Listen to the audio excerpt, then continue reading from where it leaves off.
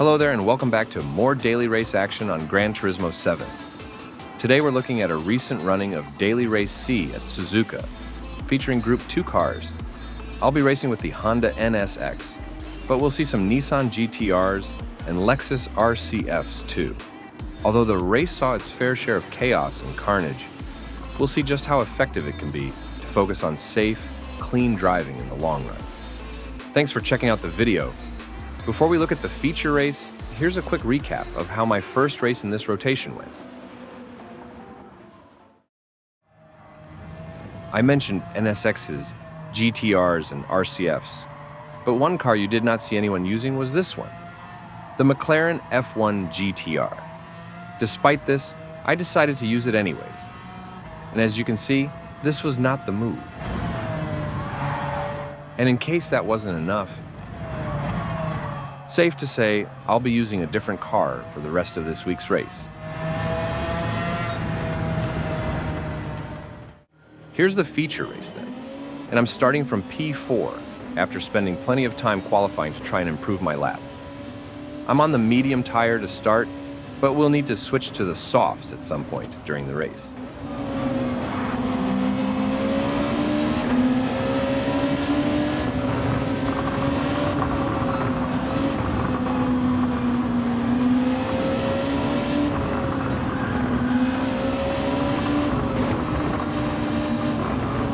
You may have noticed some action in my rearview mirror.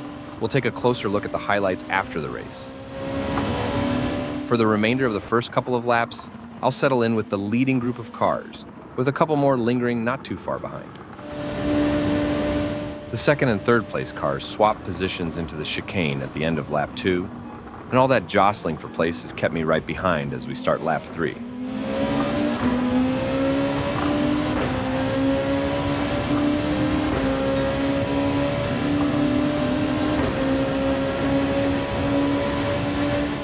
Into turn 1, and the gray and red GTR sticks a wheel on the grass. This little maneuver is going to cost us 51 years.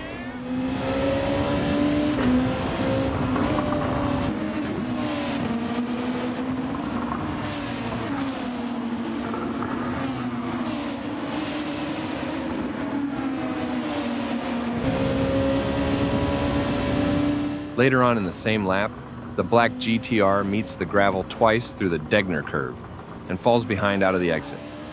That's another place gained despite doing nothing more than keeping all 4 wheels on the asphalt, but there's still plenty of race left.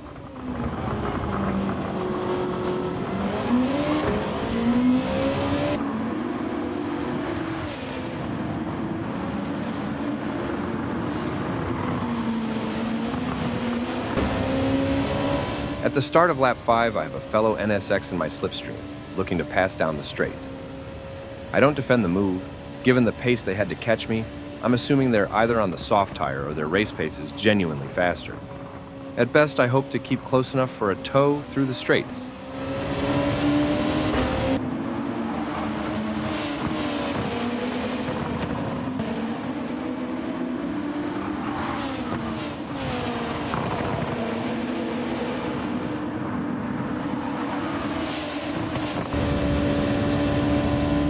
By the end of lap 6, the gap to the car head did open up somewhat. P1 and P2 head into the pit lane, both coming off the medium tire.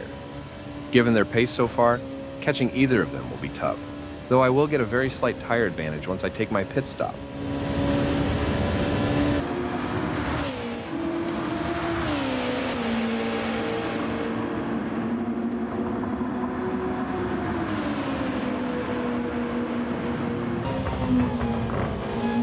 That moment comes at the end of lap 7, and I head in to take a set of fresh soft tires.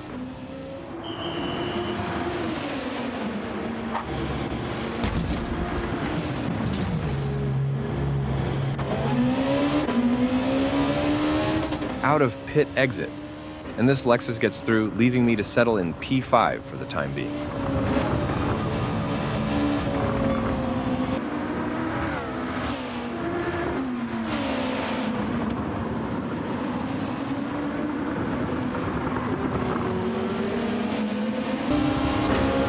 As my tires warm up, The advantage over the Lexus in P4 becomes apparent, with the gap closing through the first two sectors.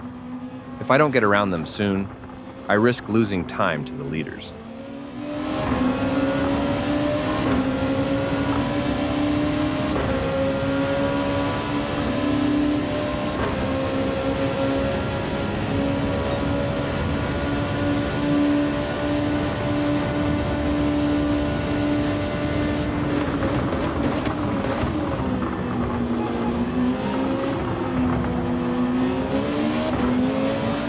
Thankfully, they pit at the end of the lap.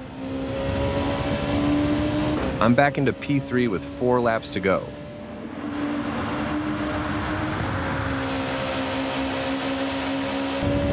With fresh soft tires and clear track ahead, this lap is my best chance to make up ground to the leaders.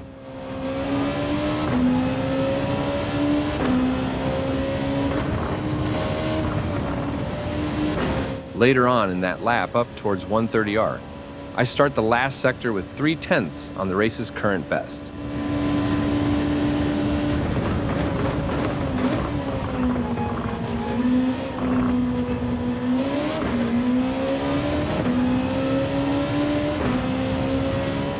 As I cross the line, it's a 146.2 and a new fastest lap. The cars ahead are still decently far off, but seeing that lap time highlighted in purple is a reassuring boost in confidence at this point in the race. Lap 10 and out of the Dunlop curve, the Lexus in P2 is in the wall. I make my way by and they eventually vanish from the server after an otherwise decent race up until then. That leaves me in second place with only a couple of laps left.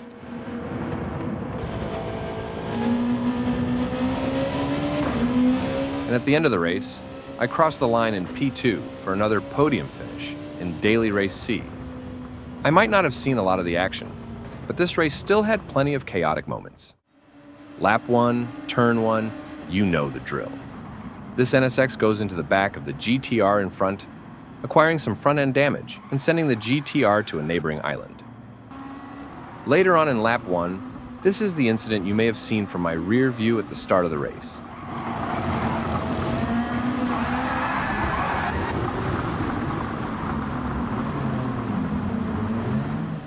Here's a fun one. This GTR takes a suboptimal line into the hairpin and lets about 12 cars drive through.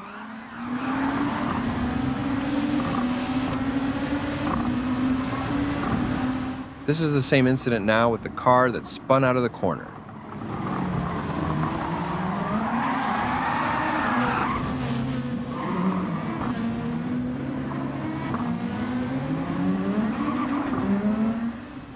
Still on lap 1, by the way, and this one is rather devious into Spoon Curve.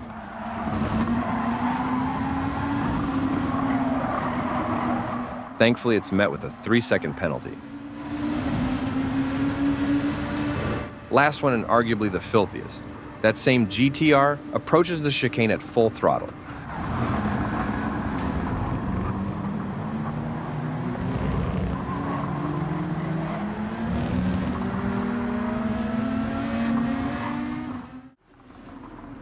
That's all for this video. I hope you enjoyed it. Sometimes being able to drive a relatively calm and clean race while still achieving an improved result can be just as satisfying.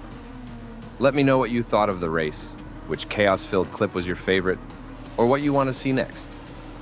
Until the next one, goodbye.